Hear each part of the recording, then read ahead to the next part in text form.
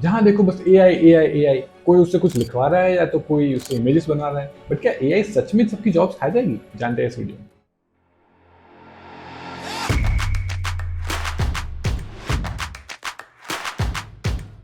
देखो मैं sugar coat नहीं करूंगा, जॉब्स तो जाएगी। जिन लोगों का ऐसा मैकेनिकल काम है जो एआई बहुत इजीली कर लेता है, उनको तो बहुत खतरा है। उनको कुछ ऐसा करना होगा जो एआई नहीं कर पाता और वो कर पाएंगे, तो फिर उनकी जॉब सेफ रहेगी, नहीं तो फिर प्रॉब्लम है। अभी भी जा रही है और आगे भी जाएगी। इसके साथ कुछ ऐसी जॉब्स भी है जो एआई एटलीस्ट नियर फ्यूचर में तो रिप्लेस नहीं कर पाए। पहली जॉब है टीचिंग की। अब माना कि एआई आपको बहुत सारी इन्फॉर्मेशन बहुत स्ट्रक्चर मैनर में दे पाता है, अब जैसे बोलो वैसे दे देता है। बुलेट पॉइंट्स में बोलो या फिर सिंपल लैंग्वेज में बोलो या फिर स्टोरी बना के बताओ, जो भी आप बोलो वैसे वो दे देगा। लेकिन उसको सिखाएगा कौन? आपको वो जो इन्फॉर्मेशन है उसको खुद ही को ग्रास्प करनी है ना, खुद ही को समझना है, सेल्फ लर्न करना है। उसको आप चलो एक होलोग्राम बना दो एक टीचर का और एआई की वॉइस दे दो और फिर बोलो कि पढ़ ले, फिर भी वो समझा नहीं पाएगा। क्योंकि टीचिंग इज एन आर्ट। एक पर्सन को समझना, सामने वाले को, कि इसको मैं किस तरह समझाऊं तो इसको समझ में आएगी। तो ये चीज एआई नहीं कर पाएगा। उसको जो फीड किया आपने उसी मैनर में वो आपको चीजें देगा, बट वो सीखना तो आपको खुद ही पड़ेगा। तो टीचिंग जो है, हर एक पर्सन अलग होता है।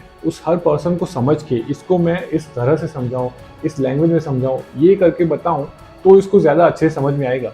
वो एक टीचर ही कर पाए। एआई आपको इन्फॉर्मेशन दे देगा, आप जैसे बोलो वैसे, जैसे स्ट्रक्चर में बोलो, बट वो आपको सिखा नहीं पाएगा। आपको सिखा पाएगा एक पर्सन। Second is artist. अब मानता हूँ कि लोग चैटजीपीटी से बहुत अच्छा कंटेंट निकाल रहे हैं और बहुत अच्छे इमेजेस भी बना रहे हैं एआई से, तो ऐसा लगता है कि आर्टिस्ट को तो रिप्लेस कर ही सकते हैं।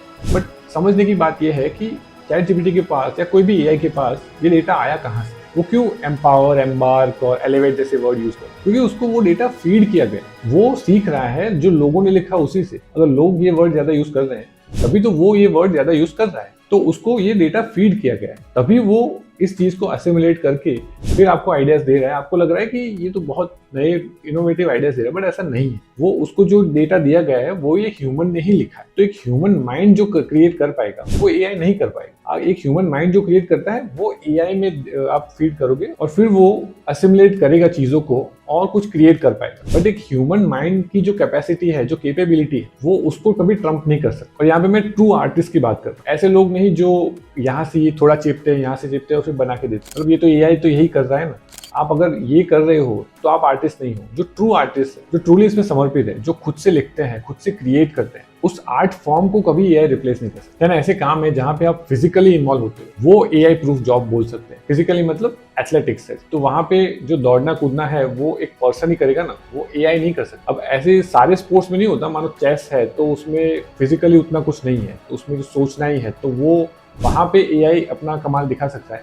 लेकिन फिजिकली जो कुछ करना है, दौड़ना है, रेसलिंग है, तो वहां पे तो एक पर्सन ही चाहिए। तो इस जॉब को भी कोई एआई रिप्लेस नहीं कर सकता। देन फिजिकली करने की चीजों में एक और बहुत बड़ा फील्ड है जो है मेडिकल। यहाँ पे भी एआई एक सपोर्टिव रोल कर सकता है, कॉम्प्लीमेंट्री रोल हो सकता है कि रोबोटिक सर्जरी है तो उसमें हेल्प कर सकता है आपको। लेकिन उसको चलाने वाला तो एक डॉक्टर ही होगा। उसको ही स्प्लिट सेकंड में डिसीजन लेने हैं, तो वो अपनी एक्सपर्टीज, अपना एक्सपीरियंस लगाएगा वहाँ पे। ये काम एक डॉक्टर ही कर सकता है, वो एक मशीन नहीं कर सकती, वो एक एआई नहीं कर सकती। तो एक कॉम्प्लेक्स मेडिकल सिचुएशन को तो एक डॉक्टर ही असेस कर सकता है, वही उसमें काम कर सकता है, उसमें एआई का काम नहीं। नेक्स्ट आता है इमोशनल सपोर्ट। माना कि एआई में आप फीड करोगे जो डेटा, जो उसको पूछोगे वो आपको आंसर देगा कि मैं ऐसा फील कर रहा हूँ, तो सामने वो आंसर आएगा कि ये चीज करनी चाहिए। बट एक पर्सन को खुद को थोड़ी पता होगा कि वो किस चीज से गुजर रहा है। उसको खुद को नहीं पता है, वो ट्राई कर रहा है कि ये शायद ये चीज हो सकती है। तो उसको ऐसा पर्सन चाहिए जो एक इमोशनल बीइंग हो, जो समझे, जो ट्रेन हो उसमें, और समझे कि ये पर्सन इस चीज से गुजर रहा है तो मुझे